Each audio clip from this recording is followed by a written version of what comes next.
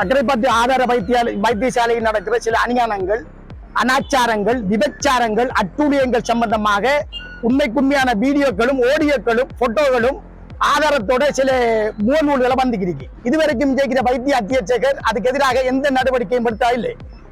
ஒரு 4 நாட்களுக்கு முன் 3 பேர் சண்டை பிடித்து சுமார் 55 லட்சம் பெறுமதியான பொருட்களை உடைத்திருந்தார்கள். அதையும் அவர் மறைத்திருந்தார். அவர் ஒரு நிறுவனத்தின் தலைவராக இருந்து அவர்களுக்கு எதிராக எந்த நடவடிக்கையும் எடுக்கலை. அதுக்குரிய ஆதாரங்களை வீடியோட நான் முகநூல போட்டதால எனக்கு எதிராக பல குற்றச்சாட்டுகளும் கொலை அச்சுறுத்தல்களும் அவர் ஆட்கள் தந்து கொண்டிருக்காங்க.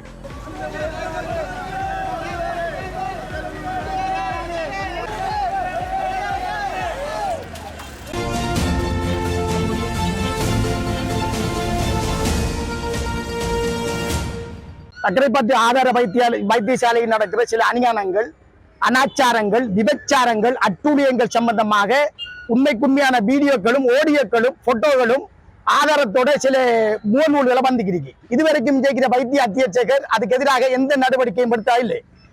ஒரு 4 நாட்களுக்கு முன் 3 பேர் சண்டை பிடித்து சுமார் 55 லட்சம் பெறுமதியான பொருட்களை உடைத்திருந்தார்கள். அதையும் அவர் மறைத்திருந்தார். அவர் ஒரு நிறுவனத்தின் தலைவராக இருந்து அவர்களுக்கு எதிராக எந்த நடவடிக்கையும் எடுக்கலை. அதுக்குரிய ஆதாரங்களை வீடியோட நான் முகநூல போட்டதால எனக்கு எதிராக பல குற்றச்சாட்டுகளும் கொலை அச்சுறுத்தல்களும் அவர் ஆட்கள் தந்து கொண்டிருக்காங்க.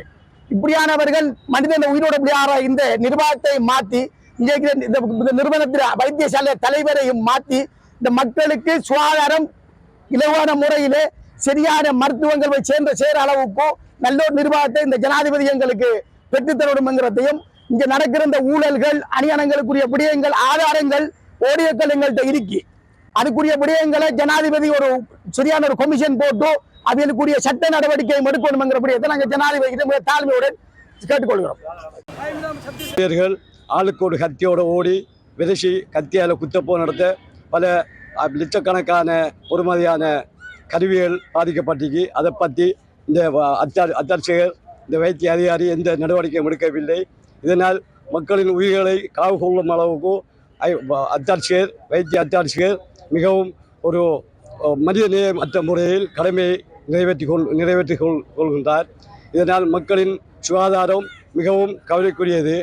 இந்த நிர்வாகத்தை ஒழுங்கான முறையில் நிர்வகிக்கக்கூடிய நல்லொரு எம்எஸ்ஓராலை எங்களுக்கு இந்த பெரிய அக்கரைப்பட்டுக்கு இந்த வைத்தியசாலைக்கு தந்துவிடுமாறு மிகவும் பணிவன்புடன் கேட்டுக்கொள்கின்றோம். மக்கள் சார்பாக இந்த வைத்தியசாலையில் மிகவும் மோசமான முறையில் இந்த உள்ள ஊழியர்கள், நடத்தைகள், நோயாளிகளை அவமதிப்பது, நோயாளிகளுக்கு கஷ்டமான நிலைமையை ஏற்படுத்தக்கூடிய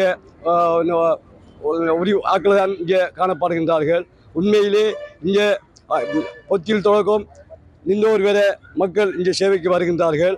அவர்கள் மிகவும் மனவேதனையோடு தான் வீட்டுக்கு சேவையை முடித்துக்கு போகின்றார்கள். சேவைகள் மிகவும் மந்தகதியில் நடைபெறுகின்றன. அவர் நினைத்தபடியே அவர் இங்கு இந்த சேவையை ஆற்றிக் கொண்டிருக்கிறார். அதனால் மக்களின் சுகாதாரம் மிகவும் பாதிக்கப்பட்டு மக்கள் மிகவும் வேதனை அடைந்து கொண்டிருக்கின்றார்கள். நாங்கள் இப்போ இந்த அமைதியான ஒரு போராட்டம் என்னன்னா, நாங்கள் ஜனாதிபதி கிட்ட சில கோரிக்கைகளை முன்வைக்கும்.